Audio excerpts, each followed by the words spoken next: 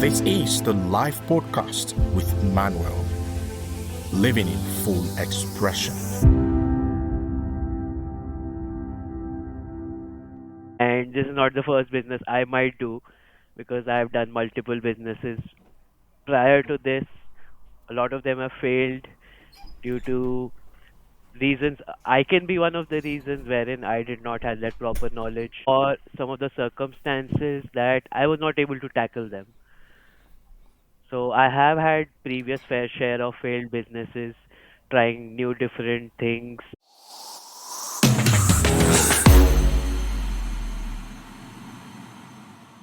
Welcome to the live podcast with me, your host Manuel. And in today's show, I have someone all the way from India. This person is an entrepreneur and he owns a marketing agency and he has been doing great things in India. And today I decided to bring him on the show to talk to us about his journey. And this person is Saurabh Arora. And Saurabh is going to be sharing his story with us on how he started his journey as an entrepreneur and share with us his challenges that he has faced in this journey and what he has made of himself. You're welcome, Saurabh, on the show. It's good to have you. Thank you so much, Manuel. It's my pleasure to be here. Beautiful. So, Shwab, you want to tell us a little bit about you? You are an entrepreneur in India, you have an Indian origin. So, give us a story of who you are. Okay. So I'll begin with my introduction first. I'm Saurabh Arora. I have a digital marketing agency by the name of Sochiesto, which is doing quite well right now. But that was not always the case. I built it from scratch through my sweat and blood. A lot of patience and time I've gone through it. And to the viewers who are watching, this is not my first rodeo. And this is not the first business I might do because I've done multiple businesses. Prior to this, a lot of them have failed due to reasons. I can be one of the reasons wherein I did not have that proper knowledge or some of the circumstances that I was not able to tackle them. So I have had previous fair share of failed businesses, trying new different things. So if I'll begin from the very starting wherein actually it started. So this actually clicked when I was in school. So if I tell you about my family background, my family has always been an entrepreneurial side, wherein starting from my grandfather, he was a refugee who came into India after the partition happened. So he had to start from scratch. He had nothing. From there, then my father, he's the second generation. He's still continuing the business that my grandfather started. And I've had a look at him closely from the beginning stages wherein he was just trying to push it through to make it to the same level and then trying to exceed it. He has also had fair share of failures and things not working out. So that gave me a push wherein like when he can do it, I can do it. My grandfather did. So there is a base wherein we have that skill, that same knowledge that has been passed on from generations to us. Well, And the major turning point was the 2008 crash. That's when things actually hit me, wherein I need to do it on my own. Something or the else that would help out my family and my vision of like what my life should be in future. So I'll tell you a story. This was 2008. I was in class 11th, or we'll say senior secondary. Things happened, as you know, the market crash, everything came to a standstill. My father took a very good hit on his business and we were barely surviving. So that was the point wherein it changed because in school I was not able to get a job, but I had ways wherein I can either save up or try to go ahead and produce an income by just doing people's homework, doing projects for the younger students who need help in terms of the technical side because I've been on the technical side since my school days. I was a part of my multimedia club. I did an early coding session and class from class 8, I can say. I've been trying to develop this skill of for code and understanding different types of codes on all across different platforms. So that was the starting journey, which actually gave me an interest that I can code, I do have that interest. So let's go through it. Though that was the thing that actually helped me push it through. Then coming back to like after school, college was the important thing, which gave me a wider perspective, like how to handle with people with different backgrounds, like what all challenges would be the one that you would be coming and facing as the first step of getting into that business, be it any business, just marketing agency or fair share. Like I've also had uh, a clothing business, a merchandising business, which I started very early on during college. I used to sell printed clothing and t-shirts to my peer colleagues and school students. So they were very happy with it. But as soon as I tried to shift it to the retail market, that's that's wherein the problems came in, because I did not have the exposure. I did not have a mentor who can guide me through it and tell me like if these are the challenges, how you can go ahead and tackle them. But everything worked out fine, like I'll say, because it was like a blessing in disguise, that reality check to make sure to prepare myself and see what are the challenges that would come up in future, be it any kind of business. Like at that time I was doing merchandising, so it had a fair share of dealing with customers as well as vendors who had a constant fight between the quality control and the designs, which were difficult to get printed on stuff. So that was the first thing that I laid my hands on. And after college was the real eye-opening challenge. Like college done, my computer science BTech degree got done. Unfortunately, fortunately or unfortunately, you know the number of people in India. So there is always a high level of competition to get into any job or anything that you want. You're not the only one doing it. There are maybe 100,000 or maybe 10,000 people who are trying to get the same thing done. Yeah. Like what I understood from that, what would set me apart, either it's the skill or my determination to not stop until I succeed. Because be it like 3 months, 6 months, or a year, over the time period, who people who cannot have their patience or persist through the problems will eventually phase out, or even turn down their business into like, no, this is not working out. But that's the thing that we need to go ahead and push through, because there would be challenges. It would be a constant problem solving journey that you need to go on. So, failing businesses or problems not getting tackled should not keep anyone from pushing ahead and trying to achieve their dreams and goals that they have set. So, that was the background that I had. And after college, the thing that actually gave me an idea later on, which I'm executing right now for a marketing agency, was the boom of call center market, I can say, in India. Because a lot of things got outsourced from US, Europe, Canada to India in terms of telecalling, managing office businesses, IT structure, everything got transferred over here. So the first job that I started after college, like an official job, wherein I had specific KRAs, it was a job wherein it was a mix of customer service and sales.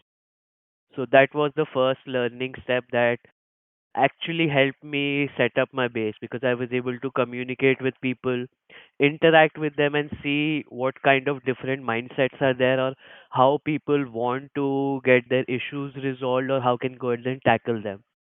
So that actually opened up my mind in terms of what are the different scenarios that people are being pushed into and trying to get out of those. After that, somehow the process got transferred to another vendor and wrap up, because there is a lot of competition. If you don't perform, there are 500 other people who are in line behind you saying that we'll be able to put in the same effort or maybe more. Just give us a chance. That's the thing wherein do not give up, keep persisting. If you think that you're the only one, that's not true.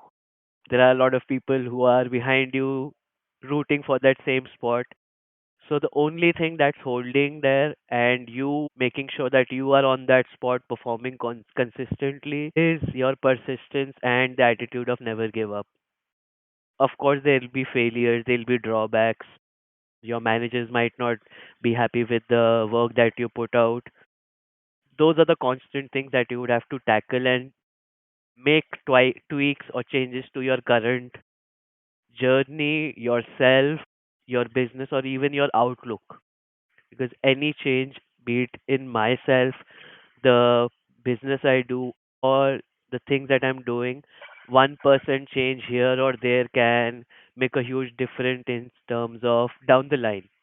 For after like 3 years, 5 years, that 1% of directional change could land us in a very different situation, or the goal could be far apart from there after 3 years. Amazing. Thank you so much for taking us through that journey. Now, where I got so much interested in your story was that your grandfather started this business, your father, and then you. So, can you tell us what kind of business? I'm sure it was not during your grandfather's time, it was not internet based business they were doing. So, No. what kind of So, business were they doing then that had to transfer to your father and then you're picking up in business as well? yeah. So the first thing my grandfather was started was a juice shop, wherein he had three sets of machines for producing fresh juice, be it oranges or there is a special type of orange that we call in India is Mossambi. It's a it's a combination of an orange and a lime, wherein it will have the sweet and sour taste with a green tint on it. It perfectly looks like a orange, but the color is not orange, that's green. So that was one of the preferred things that people used to consume back in the day. Be it Mossambi juice, the carrots, and during the winters there is a special mix of juices that Indians prefer. That is carrot, beetroot, ginger, and another thing that is called amla. It's a very niche product that is which is used in India. I believe it's used around the world with different names, but in India we call it amla. That is basically a round, small lemon with a huge seed in it. It's the juiciest lemon that you'll see without any skin. Yeah. So that's wherein it all began. And after that juice shop, he transitioned into a small grocery store wherein it had multiple products starting from wheat, grains, and tobacco products, everything that was needed.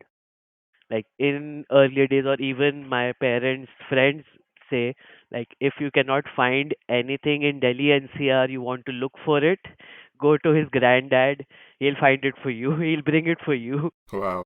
because he had those contacts. Like there is a market called Chandni Chowk. I believe it's a very famous market you would have heard in India. That is Asia's largest wholesale market from anything from spices to goods to tobacco products or anything that you can see is available there. That too in huge quantities, like wholesaler quantities, wherein if you want to feed a village, you should Wow. go there. Wow. That would be the best deal that you can get. So he had those contacts, wherein that was the only reason that he was able to find those few things which no one could else look for. So that's what his niche was, like finding those very rare products which people are interested, but they are not easily available everywhere. Wow. That's wherein it kicked off. Getting to the second generation, they now my father has transitioned it to purely tobacco and cigarette wholesale because I believe that's the market where it's belong. That's the profit margin he's looking for. Wow. And your dad is still in that business while you're on this. Yes. Okay, so you tell us about the failures you had in business. I'm particular about that because when people set out to become entrepreneurs or when people set out to do business, they think it's a highway road, there's no failure. Tell us about those failures you had in your first business. You said you've had several failures. Your first business, the second, what were the failures and what stories were around those businesses and those failures? So failures, there have been a lot of failures. I'll say starting from the merchandising business I had, the first failure was establishing a common ground between vendors and me, wherein they could go ahead and manage that the quality that I was asking from them at a price which they know that they can go ahead and produce, but they were not willing to come down to that point wherein their profit margins would also shrink. So that was the first failure, wherein I was not able to establish a common ground between me and my vendor who was providing me those products that I could easily sell across the market. So that was the first failure. The second most important one I would say is I was very naive at that point of time. I trusted people very easily. Like if someone came to me saying that this is the problem that you're facing, I can go ahead and resolve it for you. I would say, okay, you can resolve it. Let's get on board without going through their background or listening to them, like what changes that they'll be doing or what kind of input that requires from our end. I'll say just let's go and do it, which actually backfired because uh, during that time, I had to onboard people which down the line were they could not be trusted. They cheated me, stole from my business, took off clients, bad mouth about me in the market so that I don't get new things or new clients availability. There were situations wherein people who have never met me were like, I've heard about you that you're doing these things in the market. It's like, this is a new thing. I was not aware of there from there, like they told us like these are the people who are saying these things, so you should better take care of them. That's wherein my naiveness got cut short. Before that I was like very naive. Okay, let's go, let's do this. I was focused on the task rather than the team that I had around me. That is the thing wherein I learned it's not just me, my efforts. I could be the leader, the one managing the boat or putting directions to the boat, but the team around me needs to be the one who are paddling, who are putting in the more efforts. I am just there to go ahead and put it into a direction wherein those people or the team would go ahead and execute my vision, because it was my business that I had a vision for. So those the team needs to work according to that. It should not be the other way around wherein I am working for the team. Obviously it is a case wherein if you take up a responsibility of being the entrepreneur business owner or at a position wherein you are the one who's accountable for your team's salary, I can say their day to day life, because if your business does not do anything or it's not producing the output, I won't be able to support my team. So it's a hand in hand job, but preferably, I'll say you should always keep the business upfront, wherein in terms of you should look to people who would last on your team and make sure that they are working for your team, for you, not to fulfill their own things, wherein their selfish desires or putting in efforts which are not needed. So, as a leader, how do you ensure that people maintain this? Because you said something that is very striking about you give the direction and the team do the piloting. And while you were saying that, I had this picture that came to mind of a boat, and then everyone who is making effort to push the boat forward is doing their bit, while the captain is giving the direction. Now, you are the business owner, you are the visionary. How do you ensure that these people are also moving in the direction of that vision that you have for that business? So, for that, I think my first step would be to make sure that all the team members are on the same level, have a good bonding and understanding between them, because they should understand that they are not in a pipeline, they are interdependent.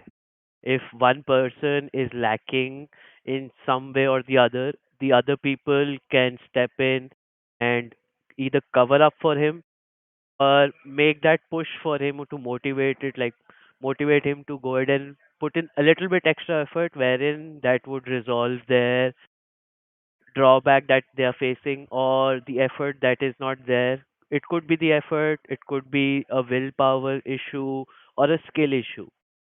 Just that small motivational push can change their thinking and let them know that the team is here for you. It's okay that you're having a bad day. Everyone has a bad day. You can go through, push through it.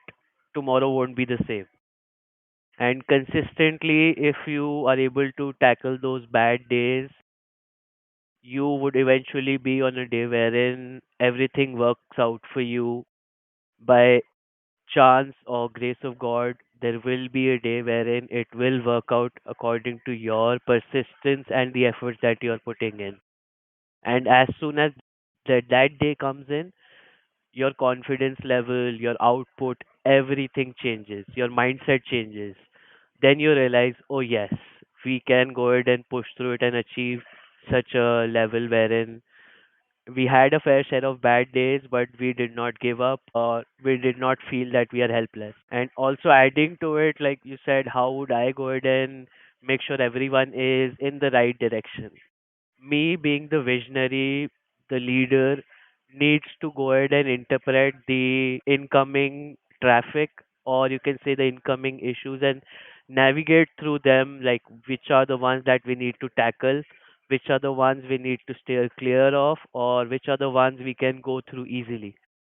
So rather than putting efforts for my team in terms of like things which should not be put in any effort or bare minimum effort could change that, I definitely ask them to do it rather than wasting their time on a thing that won't give us that much output in terms of the efforts that they have to put into it. Still talking about team building, we've had situations where people, entrepreneurs or business owners, put in so much effort in their staff or their team members, and these people leave, and then you have to start over again. What strategy are you employing or did you employ to ensure consistency in your team members being on board and not going away? Because for each team member who leaves, it's a gap in your traction, it's a gap already created. So how would you be able to maintain this to ensure that this does not affect the business and your vision? So the first thing that I'll notice in terms of the interview process, wherever anyone presents their resume, if the candidate is like wherein he stays for a business, he works for a business and he's there consistently working for over a year or two, you can see that that person is committed because he does not go ahead and go through the process where in the first 6 months we call it as on job training, OJT. That's wherein they learn about the business, the things that how we are doing it, and learning about different facets and verticals that are running the company. And if they go through it and acquire that skill and still they are with you working on those issues for the next year or two, you can be slightly sure about them in back of your mind wherein they won't go ahead and leave you within the first 3 to 6 months after the training period or their learning curve gets stopped. What they think the learning curve gets stuck, but that's not an issue because the learning curve does not stop anytime. There would be different challenges, different facets that would come into light, which you need to go ahead and tackle.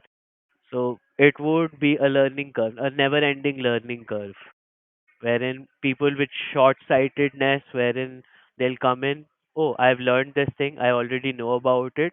Let me get that training program and see what are the different things I can learn. As soon as they are done with those, filling up the gaps that they have with their skill or in the facet they want to go ahead, they leave. They won't support you. They are just for themselves over there. Their sole purpose is to make sure that their skill gaps get covered or any gaps that they have in terms of experience they get covered and they'll move on to the new job wherein either it could be a higher paying one or with better perks. And if anyone comes to me in terms of like my team is like wherein they have the access of coming up to me at any point of time for any issues, any problems that they are facing, be it in their work, their personal life, or anything, because me as a leader is responsible for them. And if my employee or my team is at a level wherein they are mentally clear, they don't have to spend extra time in solving problems which won't help the business right now, that's wherein the push comes in, and they need to be sure that if something happens apart from the office life, we are still there for them. They are the family that we have working towards a common goal. And that's my thing, at least. Like, I believe, like, people who are working for me are my family. If they are facing any issues apart from work, we can obviously go ahead and help them out and tackle that. Because as soon as that outside problem gets tackled, your inner workings, your attention span would everything would be solely focused on the task that is in terms of your team growing together. Wow. So before you started, I know you had other jobs you did, your businesses you did while in school and all that. Have you ever worked for a company or a business apart from the one you mentioned where you were doing call centers and sales? Was that the only one you worked for or you worked other places? No, I've worked other places as well. Before starting the marketing agency, Yeah. I worked with a company wherein they used to run Google ads. Google AdWords was their forte, and that's wherein that gave me a little push that I already know this thing. I have worked how the other part of this business works. Now I'm learning like how those calls get generated or how people start seeing ads on Google, because before, I'll say 6 months or a year back, everyone depended on Google search. Now AI is there, so everyone is like, ask AI. Previously to that, everything was dependent on Google. Like, you want to know anything, just Google it. That was the phase. Why don't you just Google it? So, if I can go ahead and present my stuff or things that I'm doing in terms of call center, my merchandising, my marketing business, that would begin with people going ahead and seeing what I'm presenting.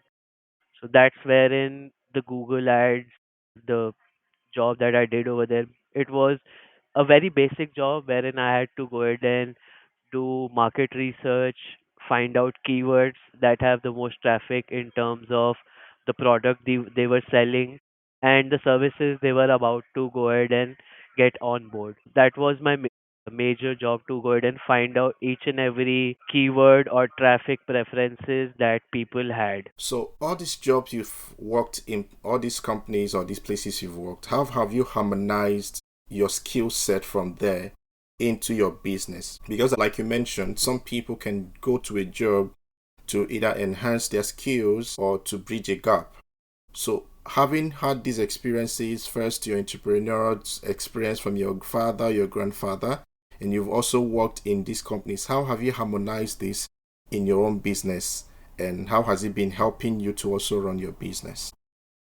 So as I just told you about the Google ads, so during that process, I also learned I also need to go ahead and create a landing page for the people who will go ahead and visit that ad. Then the background stuff, be it the content writing, the dealing with different payment gateway methods, how to get them on board, and looking for other places wherein I can go ahead and market that same thing. Coming to like tackling the problem, during college, being my BTech phase, I had a pretty good idea about coding even in school. That's wherein I figured out, like, by just stacking those skills which I have previously learned. Before getting into the job for Google Ads, I did not know what Google Ads were, how to go ahead and run them, or how do they actually go ahead and execute themselves and put the output that we generally see. So that's wherein gave me like a skill for I already know how to go ahead and develop websites. I'm acquiring keyword research knowledge, how to go ahead and run that, and I just paired them. by stacking them on and on. And rather than going to a business or like learning through an institute, I did it myself by hit and trial methods. I put in my own pocket money just to see if I go ahead and choose certain number of keywords or a certain traffic audience, what would be the output? I risked my own time, my own business, my own money to go ahead and learn on something which should not affect others in terms of people going ahead, learning things, and leaving. So that's wherein I tackled that issue by putting in my own time and effort into it rather than depending on someone else to teach me. You are listening to the live podcast with Manuel. Somebody listening to you right now who may want to start up a business could be asking, how do I go about setting up a business structure for my business? Moving from ideation to execution of my business. So, what were the steps you took to be able to set up your business from the point you decided I want to start my own marketing agency to starting it, to running it, and managing your team? I'll say the first step is if you have decided that you want to be an entrepreneur, you have an idea, just don't go ahead and head first into the action and start doing it. Take a step back, list out all the things that are on your plate at that current point of time. Like what are the things that you would need in future to make sure that that business is on a stable ground. The first step should be the research part, wherein you need to be very thorough with your research about your plan, your goal, and the thing that you want to start over in terms of business. So, for a marketing agency, I'll take my example. Marketing agency want to go ahead and start it. You need to know what are the platforms, how the platforms work, and which platforms would be better for which kind of product or services. And after, as soon as that you have figured that out, like be it Instagram would be good for marketing for individuals who are influencers and like lifestyle products. Then you can go for Facebook. Facebook Marketplace has a soft corner for furniture or home appliances. Those sell very easily on Facebook. Then you have Snapchat, another social media platform, which would help connect different facets in terms of influencers coming together and putting in a campaign for a particular, I would say, a product. So that should be the first step wherein research is most important, because as soon as you're done with the research part, you can say like you have the basics ready and you have all the information before you go ahead and head first into executing the plan you want. Because even if you want to go ahead and execute a plan, you would have already known about each step, researched about it, make sure that during that research you are able to pinpoint the challenges that would be coming in future, be it like naming your business, your website, that are secondary things. The first step would be the research and making sure the future that is coming up for you, the problems, you'll be able to tackle them, and with patience, obviously, you can go ahead and get through those with the information, the knowledge that you have acquired during the planning phase and the research phase of that particular business. Then what's the next thing to do? You've done your research, so what's the next thing to do? So after the research comes in the main part, the execution, wherein you would have to streamline from step 1 to step 10. You won't be doing the step 10 right away or within the next 3 months, 2 months. You would be stuck on step 1 and 2 for the first major half of your time. So as soon as the execution begins, there are a few things that you would have to streamline: your business name, your website, your contact information, wherein people can go ahead and reach you out. And this is the first step wherein they'll go ahead and create the identity of the business. The second would come in as letting people know what exactly you are doing, so that anyone who sees your product or who sees your website When he visits that, he should know that this is a particular service or this is a particular product that you want to go ahead, you are selling, and it's reaching to the right audience. That would only happen once you start talking about your product, your services, and people on, like, today would be social media very big thing being there. You can go ahead and create content on it before even you start producing that particular product. You can go ahead and talk about the challenges that people are facing, or how can we go ahead and resolve that particular challenge.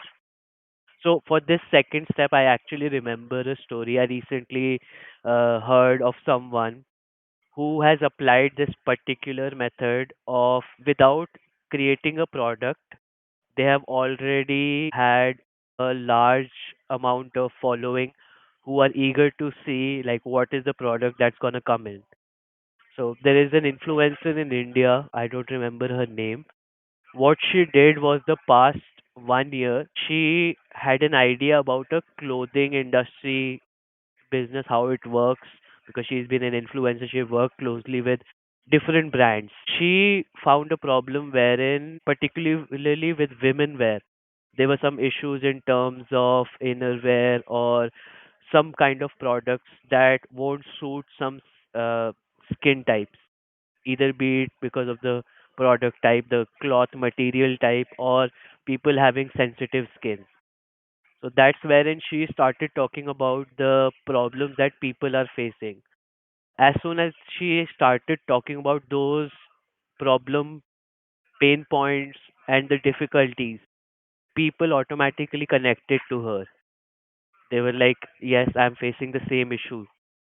They are going ahead and sharing their experiences, like how are they are tackling that problem, be it through homemade methods or trying their own thing to modify their own clothes or putting different materials in it.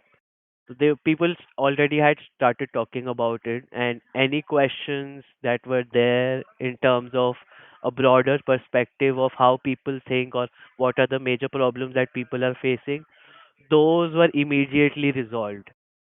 And during that first 6 to 8 months that she was talking about it, she was sharing her views, asking audience to give their inputs. She was able to figure out that she segregated each of them through skin types, because people have sensitive skin, less sensitive, then some people don't even feel it. So she segregated each and every type of skin type, had the corresponding materials that would go through with them, because she's been talking to people for the past 6 months. They are recommending like what suits them.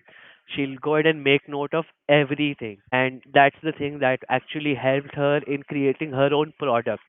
The product is still not out, but the hype is wherein people are eagerly waiting to get that product launched as soon as possible. She knows that it will take another 3 months, but the hype that has been there, she has already achieved a spot wherein as soon as she go ahead and releases that product, there would be an audience to go ahead and purchase it, because she has found that pain point and how to go ahead and tackle that particular pain point with a broader audience, not just with a niche market, being women's wear. 50% of the population is targeted over here then. So she has figured that out, like 50% is my focus. Let's go ahead and resolve their problem and pain points. And that's the starting point for her then. Wow, that's being smart. I will come back to this story. So take us to the next step. What's the next thing? The next step, so you have your base ready, wherein what your business actually is. You have understanding wherein people know about your brand, but they don't know enough. The second comes in finding people who you can work with to go ahead and resolve their issue. So for a marketing agency, I'll go ahead and talk businesses, like what are their pain points and how could my business be that change or be that particular thing that would go ahead and increase the business output that they are focusing, or any problem that they are facing, if I can go ahead and resolve it, the business owner will obviously be very happy with it because he's been tackling that problem from quite some time. If my ideas can go ahead and bridge that gap that he's facing, that's the thing. So we need the third step I'll say would be figuring out the pain points for the businesses or your target audience. As soon as you have figured out that pain point, you are halfway there, I'll say, because you have your base setup, your knowledge, audience that you have already been communicating with. Then the third, you've already figured out the pain points. Those three steps would help you give that necessary feedback from the customers or from the users of your services, and that's wherein the main issue comes in. Now you know everything about the product, about the pain points that people are trying to resolve for that particular thing. And you being an entrepreneur or me being an entrepreneur, I won't be able to tackle all the problems at the same time, or I won't have that much time. Even if I'm able to get in and resolve each of those issues, I cannot be the one who is doing each and every work.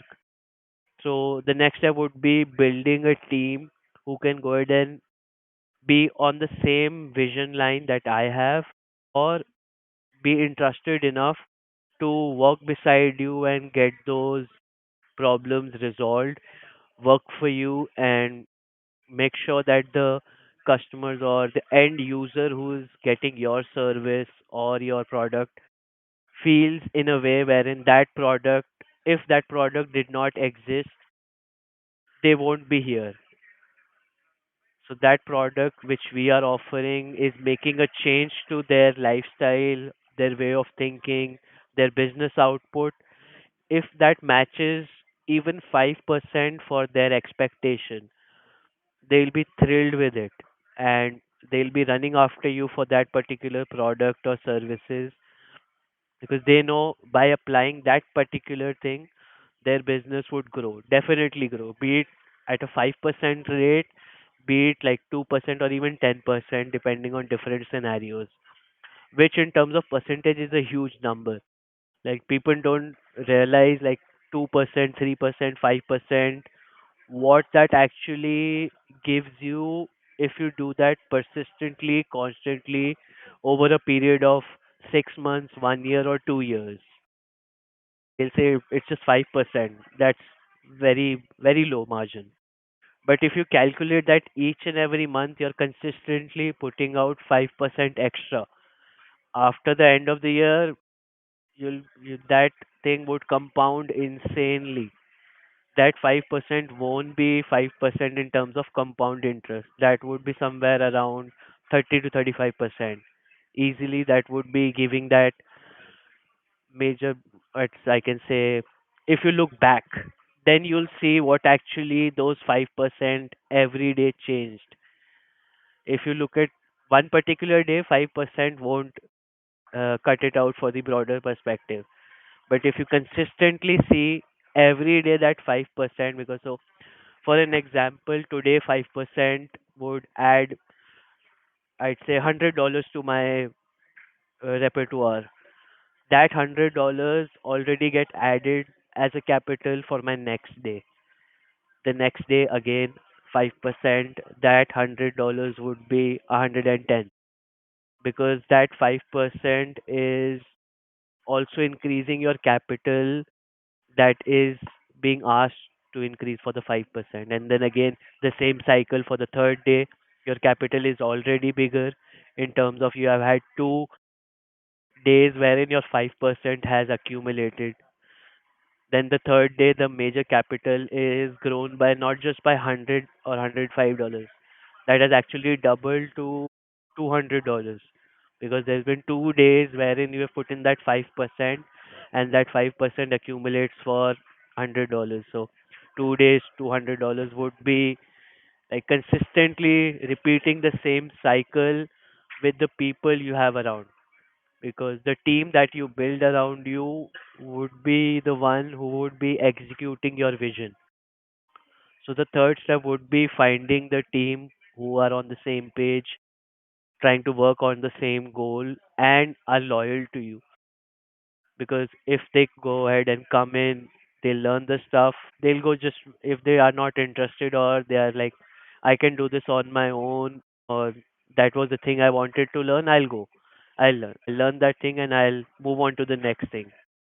But if you consider that in terms of loyalty and good people who want to work with you are on the same page, they'll learn that particular facet from you. They'll stick with you to make sure that the learning that you gave them, in terms of you helped them acquire a skill, that skill would eventually help me, because I'm the one who's helping them to acquire that. And they also have like a moral compass in there wherein this person is helping me out. So why not me putting that particular skill in terms of betterment of his business? Talking about loyalty, how do you build loyalty in your team? How can one build loyalty? Because that's very key. So my criteria for loyalty would be, I would say, anything that happens or any problem that my team is facing, even if it's a very minor issue, but somehow my team is not able to tackle it, rather than being scared to come up to me that it's a very punity or a tiny issue that is coming up, still you're not able to resolve it. They don't have a mindset wherein they would be scared of asking me about it. As soon as they come up with very simple problems, they'll know that we are on the same page, rather than thinking that that small issue I can resolve it on my own without taking any help and wasting precious time that would help the business, rather than wasting time on small problems. Either they can come to me, or as a team in whole they can go ahead and resolve that particular issue within themselves. I would consider them as loyal, because by resolving that small issue, they are not just thinking about themselves, they are also thinking about the business that they are working for, the team spirit that they are working in, and the leader who's leading that team.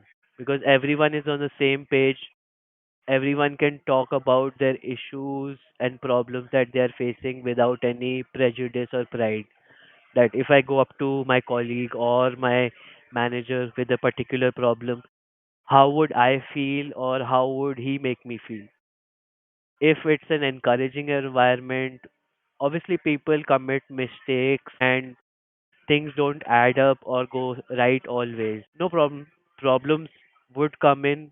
As soon as we as a combined team can tackle them, everyone can go ahead and make sure that if I'm not doing it correctly, no issues. I have a team who has my back. Either they'll point me in the right direction or they'll help me resolve that issue. And that comfort level within the team is like, I'll go ahead and ask him. No one would say that being at a stage for someone who's working. So, for an example, one of people has an experience of an year in terms of running a Google ad. They see their colleague doing the same thing. He's not that much experienced, and the senior is having some issues in terms of keyword research or new facets that have come into the business or their skill set. If he can go ahead and ask that same thing faced by his colleague who is less experienced, but he has those answers which would help them resolve that particular issue, you should go for. Like, there should not be any pride or any hesitation between them, wherein he's not on my level or he's still a newbie. He might not be able to figure out or give me the right answer.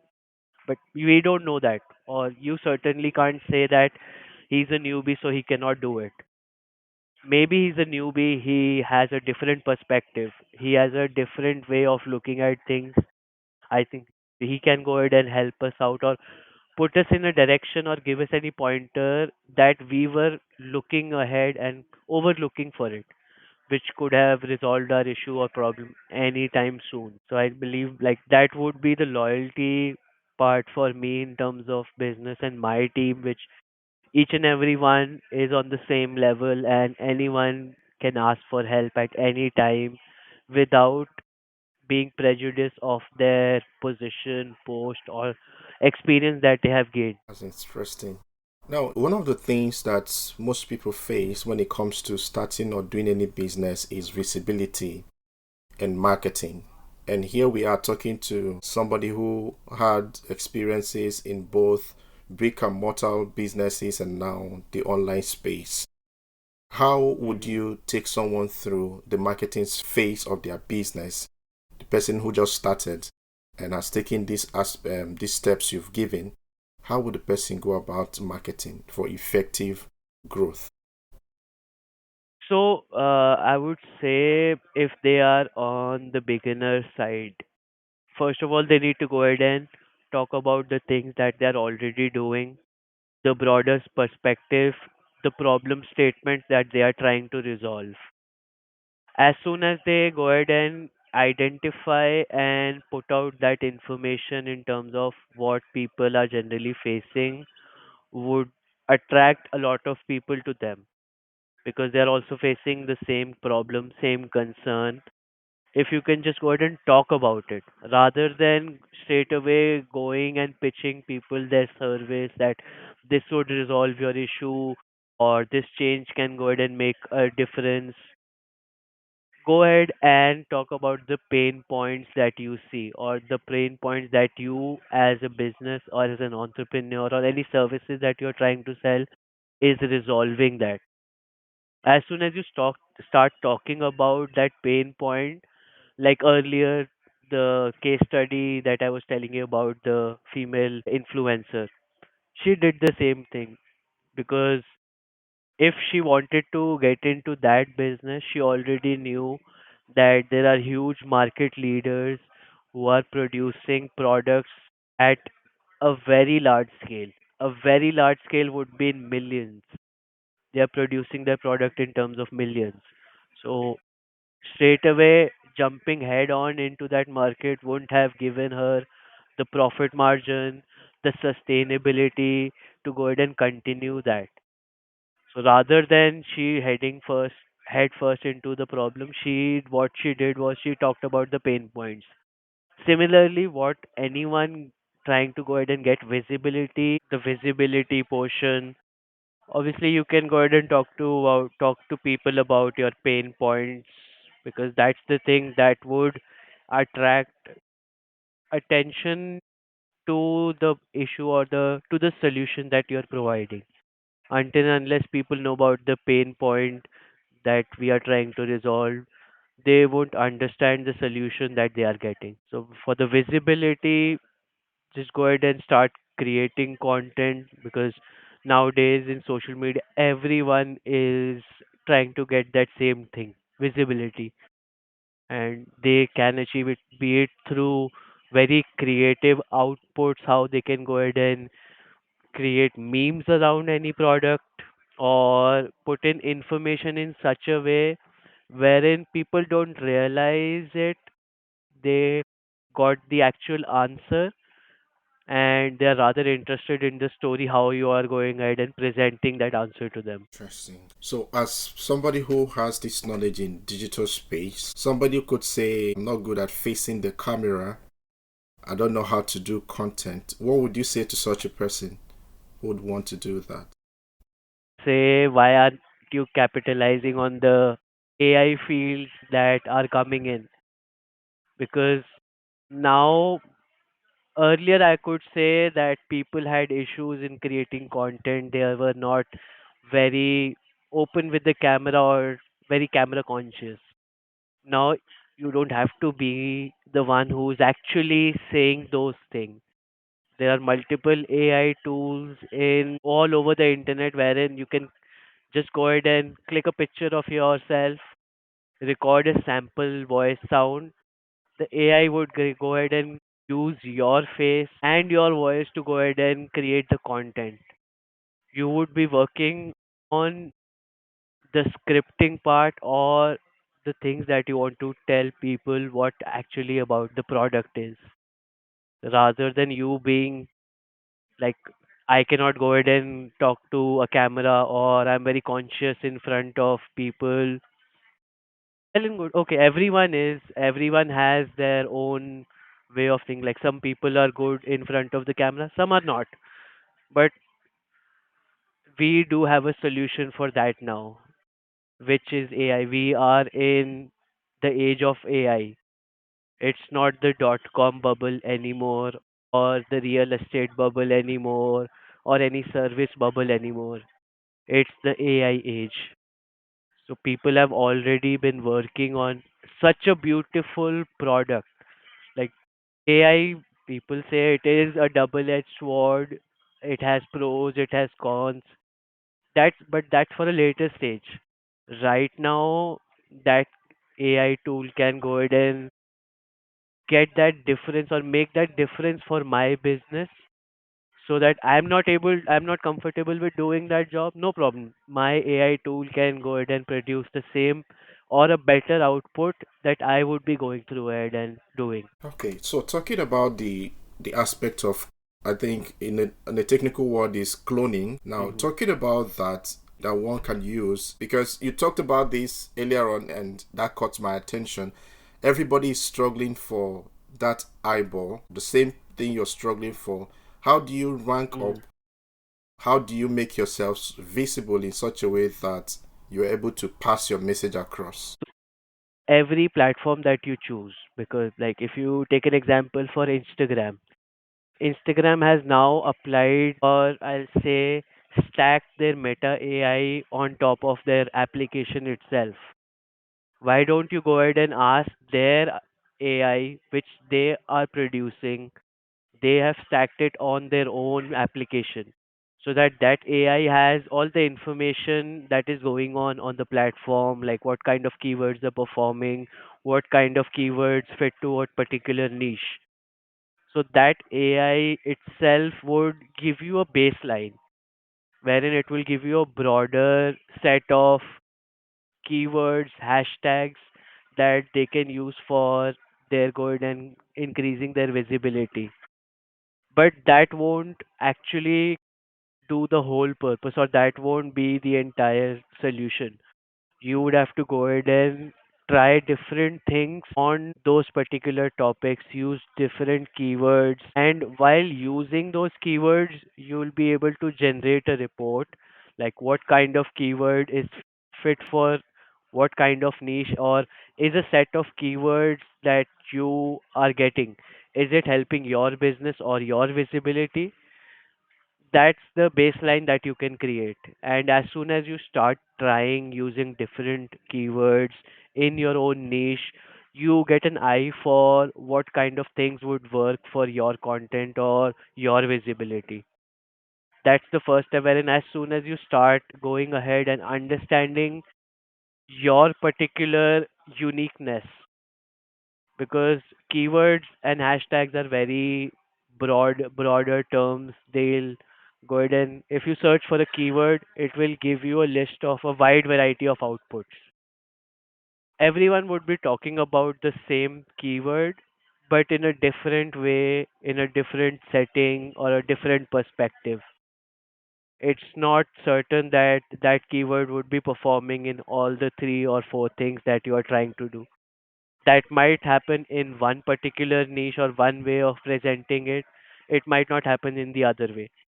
So while the starting phase you're using, creating more content and trying to see what works, you'll figure out a baseline wherein these are the things that would definitely work for my thing, and we can go ahead and build from there, because that would set a baseline wherein these are the keywords that would give me a, I'd say, a visibility of 10,000 people.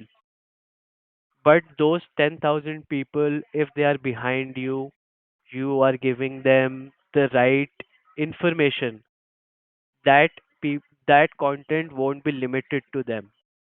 Obviously, they'll go ahead and share it with their friends or people who they know are facing similar problems, or people who can use that particular information to resolve their problem. So that's wherein the keyword and the visibility thing I would say would come in, because without trying or without you setting a baseline with the keywords, you won't be able to narrow it down or choose a set of particular keywords that would definitely help you in visibility. You are listening to the live podcast with Manuel. So, in a way of wrapping up, Rob, with all you know right now, with the knowledge you already have, what would you have done differently starting your business based on your entrepreneurial journey? What would you have done differently with what you know now? Differently, I would say if I would have gone a different way, the first thing I would do is find a mentor or find someone in that particular niche or business field or industry that I'm trying to get into. Look at their work, study, go through it, and talk to people who are working in that particular industry on a daily basis, which, like previously, I did not do. I hardly had any information from the industry experts. I solely depended on the skills I wanted to develop. Wherein, if I would have already known about the challenges or the insights that those experts can tell me, I won't have wasted a lot of time in just acquiring that skill.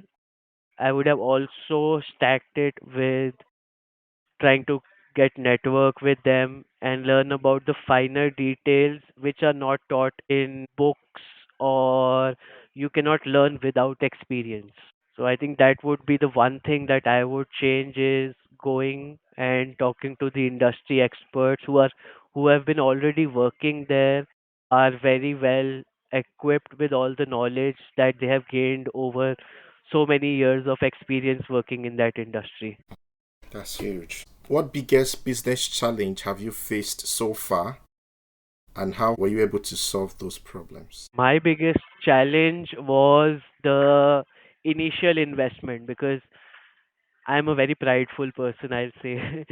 I I'm not very comfortable with asking for help or anyone who supports, like who asking for support for my business. So the major challenge was the initial capital that I wanted to have to go ahead and start the execution process.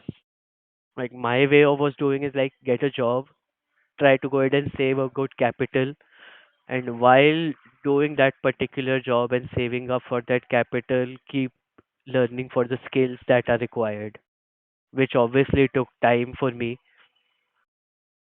With the particular capital, if I already, there were many people I could have gone to, my parents, my brother, my friends, or different investors that are there, especially in India. Like you have heard of Silicon Valley. Similarly, we in India there is a similar platform being developed for entrepreneurs and we venture capitalists who are looking for businesses to invest in. But me being prideful, I didn't want their money. I was like, I'll do it on my own.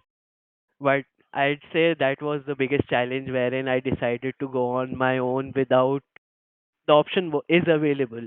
It's not that the option was not available. I just chose to ignore it and found out the hard way that it could have speed up my business process by tenfolds, I would say. But still, I am happy with it. Like everything turned out good. There would be challenges. That's a never-ending story. As long as I'm able to overcome those challenges, those shortcomings, everything is good. I won't go back and tell myself that this is something which I could have changed in the beginning. Maybe that thing happened, that's why I'm here. That's what developed me to a state wherein I could go ahead and lead this vision, lead my life, wherein my team, everything, my entrepreneurial journey. I could have been a different person. Maybe I could have learned something else or been on a very different path from now.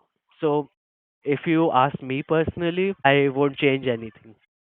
No, that's those decisions are what made me right now. That's audacious. So, what's your secret of success in business? What's the biggest secret you have as a business person? Consistency would always beat motivation. Can you go further to tell us why you said that? So, the most important part of you being an entrepreneur or a business owner to succeed is day in, day out, you should be there. Does not matter if you're having a bad day, you're not feeling well, you're not able to perform to your optimal strengths, you have other things to tackle. No problem, that would happen. But if you are consistently showing up to your job, putting in efforts could like every day is not equal. But if you're there every day, everything would turn out in terms of cumulative output that you get. Some days you would work beyond your capacity, 100 to 100%. Some days you'll be feeling like I am not in the mood to work. But still, if you show up, you'll end up doing some of the tasks, not just like if you have 10 to do list tasks in your repertoire and you're able to only achieve two of them or complete two of them. Still, that minus two, the two tasks you have already completed, would not linger on and add on to the pressure tomorrow that's coming up. You won't have 10 tasks to deal with that tomorrow, but you'll only have 8. So consistently showing up there would always beat the motivation factor because you'll be motivated today. Tomorrow you'll be like, I don't feel like I'm not that motivated enough. You won't put in that much effort. But consistently, if you're showing up, trying to resolve problems or cut down list of tasks from your to-do list, it's good. Interesting. Who are those who have motivated you? So, Rob, who are the people you look up to? Who are the people who have inspired you so much? I would definitely say my parents, my brother, and a few school friends and school teachers that like opened up my vision or my thinking wherein what is actually possible. Like if you won't believe, it is a pretty similar journey for me and my brother. As soon as we both are computer science engineers. So my brother graduated at the top of his class in the entire university. He had a job before even completing his final exams. But somehow he never got that job because as soon as his exams were over, the crash happened. The 2008 crash happened. His joining got postponed. The first job that he started didn't even pay him $100. The first job I started did not even pay me 1,000 rupees, not $100, 1,000 rupees.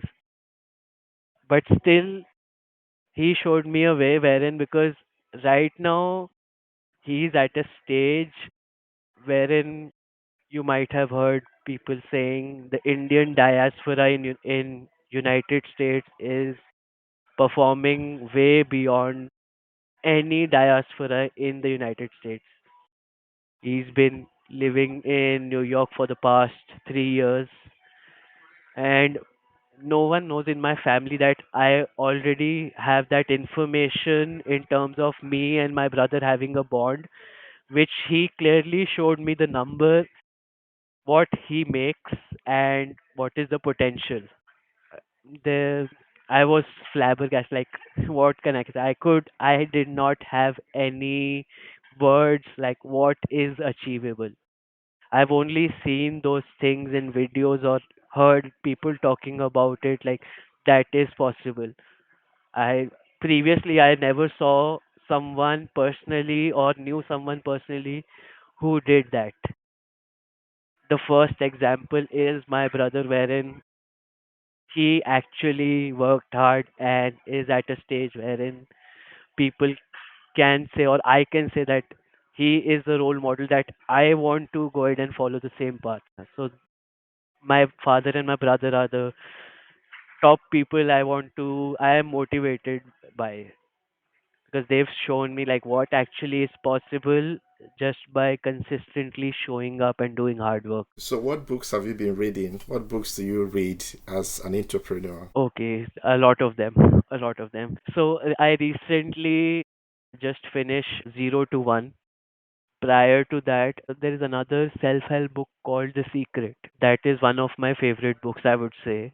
What actually it explains is manifesting. You don't have to be scared or hesitant to ask the universe to help you out or anything that you need. The more you ask for help, the more universe would go ahead and back you up and make sure that those things happen without you even realizing. By just manifesting, those opportunities would come in. I think that's the recent favorite that I've read. And Wow. 0 to 1 is also a very good book for me. Like, that actually lets people know how to go ahead and take that first step. Like, starting from 0, just the first step would take you to 1, but that is the hardest step, or that is the step wherein people doubt themselves the most. Those are the two books I recommend anyone who's trying to set on this entrepreneurial journey, or any journey that would help them develop a skill set or be a person that of their own dreams. They should go ahead and read those two books. Wow. Thank you so much for sharing that secret. And lastly, before we go, Shorab, where do we see you in the next 2 to 3 years with life and good health? Where do we see you playing big? What's your vision? What do you look forward to? So my vision is my 10-year vision, I'll tell you. I just revised my 10-year vision. So at the starting of the year, I made a list of 50 things that I want to achieve in the next 10 years. But the first thing that was on the list is, rather than taking that 50 things to accomplish 10 years, I want to do them within the next 6 years.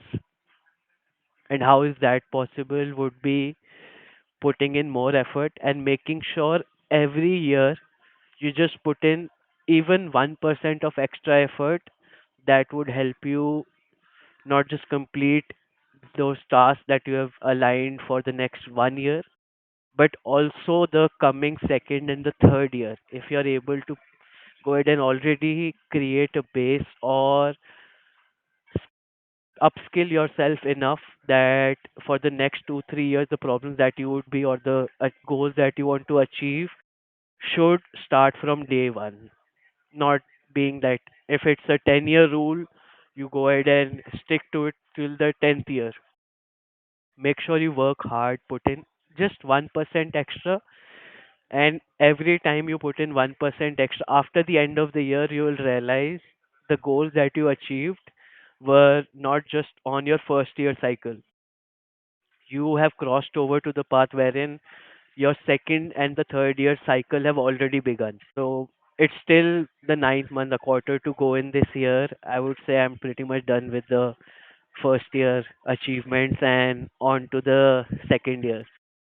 So as soon as this year ends, I want to make sure that the timeline does not go from 10 to 9 years, it goes from 10 to 8 years. That's huge. The good thing is when you surround yourself with people who are driving themselves as you are driving yourselves, I see that pulling you. I think remembering you talk about your brother and what he has shown you behind the curtains, I'm sure that would also be one of the motivations that made you to look back and tell Yeah. yourself, I don't have to wait for I 10 years. I recently saw his new apartment. I was like blown away. uh, he the new apartment he just got is on 37th floor in Upper East Manhattan, which actually gives him a view of entire New York. One side it's the ocean, one side it's the entire city with skyscrapers looking around. So that's what is the new Wow. goal that I just saw. So, so what would you say about this, about surrounding yourself with people? Can you go just talk about it? Talk to someone who is listening to you about the need to surround yourself with people who will also drive you. Definitely, everyone who's watching this, listening this, make sure anyone in your surrounding. So in India, there's a saying wherein if you have five people around you, you are a sum of those five people who are around you because you're behaving in a way wherein all the five people align for you. You are working in a way wherein influence from other people can do you good, make changes in you, wherein that wouldn't have been possible without any hard evidential influence. So anyone who has gone through is successful, I would say, or has some knowledge which is better than you, or which could help you grow out of your current state, out of your comfort zone.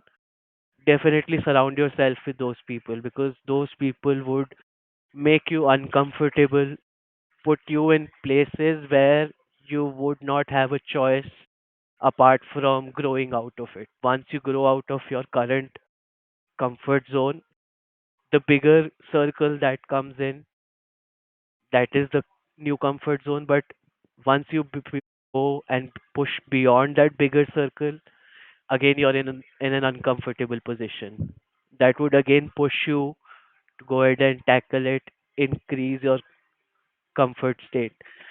But don't get complacent with sitting in that comfort spot because if you go complacent and like, okay, I've achieved that thing, I'm comfortable enough, let me relax.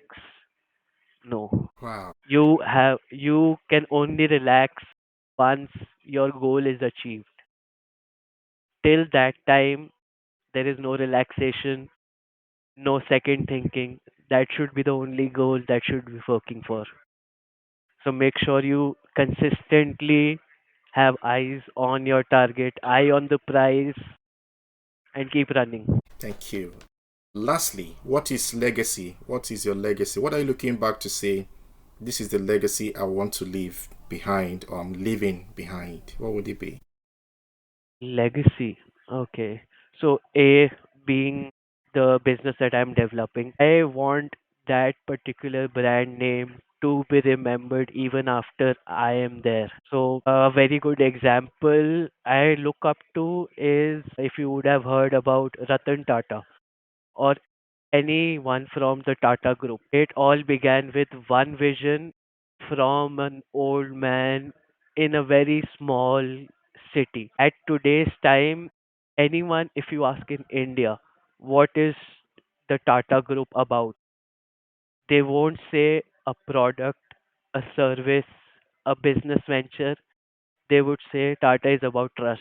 If you're buying a product from that particular business group, you can make sure that you can trust the business in terms of the service that they provide, in terms of the product that they are delivering.